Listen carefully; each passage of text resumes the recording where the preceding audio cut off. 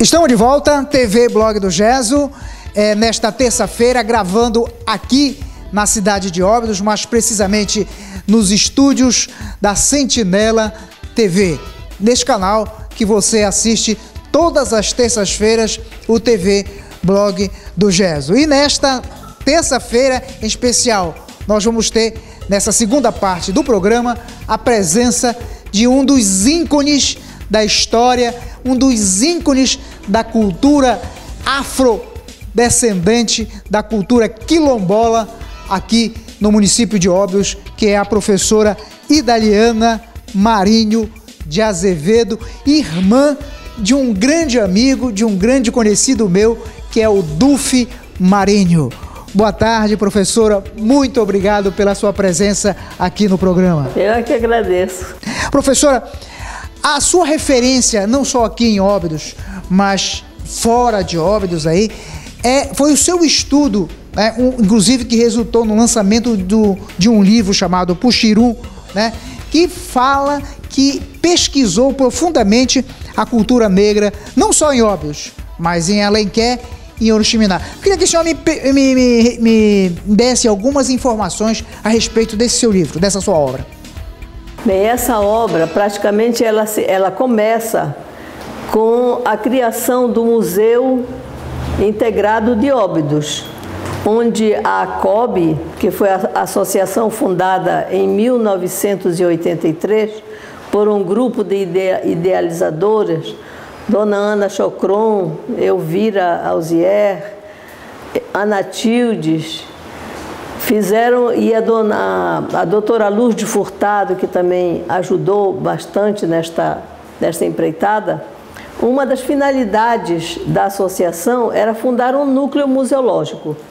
E esse núcleo museológico, o que foi o Museu Integrado de Óbidos, foi fundado em 1985. Na época, o prefeito era Haroldo Tavares. Então, ele deu uma grande ajuda, uma grande força nessa empreitada.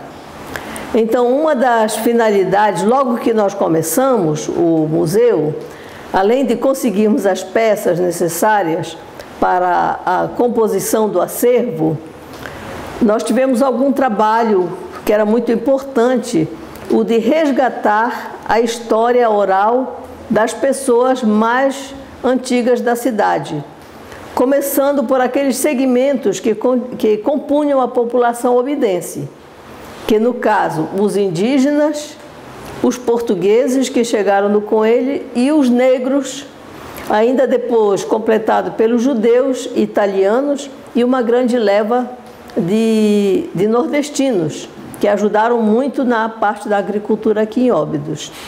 Então nós começamos pela parte do segmento negro. Começamos a entrevistar o senhor Chico Preto, porque ele trabalhou aí no quartel. Então, o patrimônio e as pessoas estavam muito interligadas. Então, uma das primeiras entrevistas foi com o Chico Preto. Nessas entrevistas, vocês procuravam saber o quê da pessoa? Sobretudo a vida deles, como foi que eles chegaram aqui, né, para poder, e o que faziam. E então o Chico Preto nos falou que ele não era mesmo daqui de Óbidos, que a família dele tinha vindo do Pacoval. Alenquer. Como o Pacoval já era um ponto que a gente gostaria de ir lá, porque é um poço de cultura em Pacoval, então nós nos programamos. Nesse tempo já era a Dona Chaguita, que era a presidente, logo depois da Ana Maria Chocron. Então, Dona Chaguita nos deu o que pôde para a gente poder fazer esta pesquisa, para ir a Pacoval. Então, enquanto nós estávamos nos preparando para ir a Pacoval, chegou uma estudante de biblioteconomia que queria fazer o seu TCC sobre o Marambiré. Eu disse: você chegou na hora certa, porque eu estou com a bagagem arrumada para ir para lá. E foi bom, porque eu ia apenas para conhecer de novo, mas ela tinha o recurso necessário, que era um bom gravador e uma máquina fotográfica. Então, nessa primeira viagem que nós fizemos, logo no início de 1987, nós fizemos a primeira entrevista com Santa Rita, que para nós era o historiador naquela época. E essa primeira entrevista com Santa Rita está justamente no livro dessa menina, dessa senhora, que é Lígia Teixeira. A primeira entrevista. E eu fiquei cada vez mais apaixonada pelo Paccoval. Então fui já uma segunda vez para continuar, para fazer a revisão dessa primeira parte da Lígia, e continuar a pesquisa que depois surgiu o Puxirum. Assim foi o início.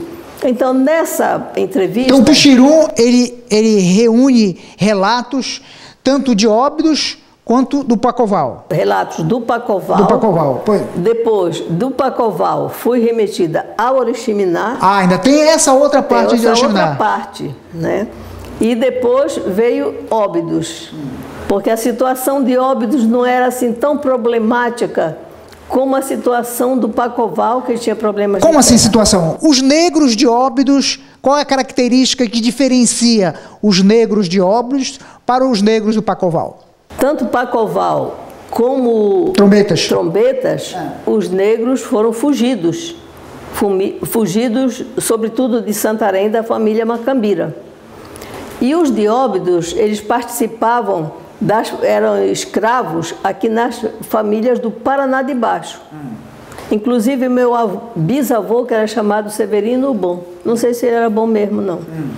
Mas ele era um dos donos de escravos. Então, quando se deu a abolição, os daí do Paraná de Baixo disseram: olha, vocês estão libertos. Vocês vão procurar o lugar onde viver. E uns saíram mesmo de lá do Paraná e foram se localizar nesse lugar que hoje é o Silêncio. A família da dona Ana Ribeiro, foi se localizar lá. E por que esse nome Silêncio?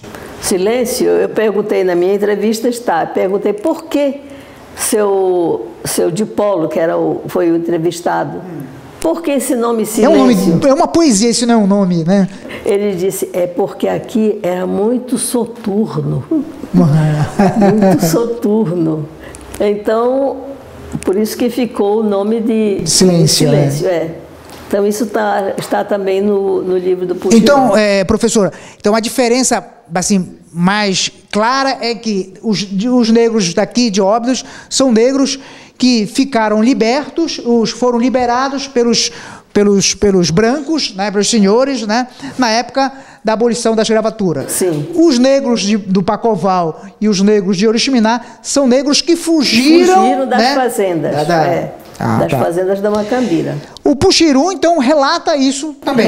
Relata. Então, primeiro, como eu disse, essa entrevista lá com o Santa Rita, no final da entrevista com eles, eu perguntei, e vocês daqui do Paccoval conhecem os negros do Trombetas? Ele disse, não, nós não conhecemos os negros do Trombetas. Mas tem alguém que foi daqui trabalhar lá no Trombetas, disse que tem gente muito parecida. A Nazita, o Bena, o fulano, o cicrano, são muito parecidos com os negros de lá do Trombetas. E se vocês não têm não tem assim o desejo de encontrá-lo, ai, quem dera, professora, que a gente pudesse se encontrar. Aquilo ficou só, o desejo ficou no meu coração. E tem uma outra história aí pelo meio que resulta neste primeiro encontro Raízes Negras. Porque depois a gente conseguiu uma ajuda, porque a primeira ajuda falhou. Então, amigos nos ajudaram e nós conseguimos fazer este... Aqui em Óbidos? Não, o encontro foi no Paccoval. No Paccoval. Então, a Associação Cultural Obidense movimentou toda a população de Óbidos, as escolas sobretudo, e nos empenhamos mesmo na organização deste primeiro encontro Raízes Negras, que foi uma coisa maravilhosa.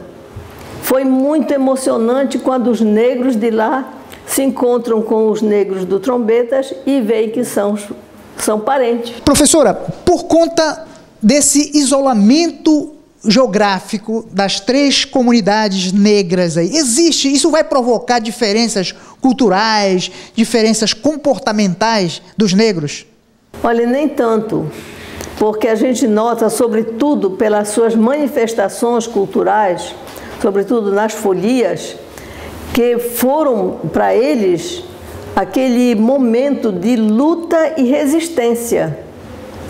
Tanto que eu perguntei ao seu Donga, que era o entrevistado do Trombetas, seu Donga, por que vocês fazem isso? Porque tanto no Trombetas, como em Óbidos, como em Pacoval, havia essas manifestações religiosas. No Pacoval, Marambiré, aqui no Silêncio tinha o Aiuê, que eles chamavam também Marambiré, mas só que existe uma diferença entre um e outro. E as folias também que faziam no Trombetas. Disse, por que vocês fazem isso? O que é isso que une vocês? Ele disse, é porque nós fizemos promessas para que nunca mais o povo negro caia na escravidão. E esses movimentos foi o que nos deu força.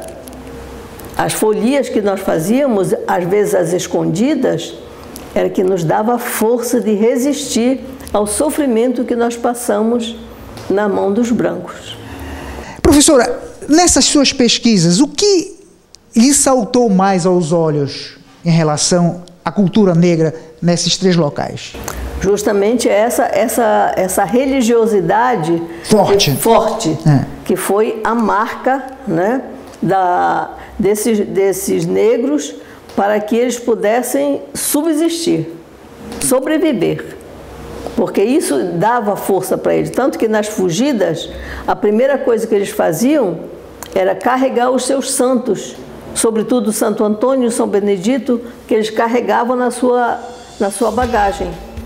E porque, em geral, as imagens são bem pequenas. Eu disse, por que são tão pequenas assim? Ele disse, porque era mais fácil transportar. Na hora da fuga, a gente pegava e colocava na trouxa e ia embora. Então isso marcou, sinceramente, esse povo. Ok, nós vamos fazer um rápido intervalo comercial. A gente retorna ainda com a professora Idalina para dar essa aula de história, essa aula de cultura, esse banho, na verdade, de conhecimento sobre as raízes negras em Óbidos, em Oriximiná e Alenquer. Um instante só, a gente retorna.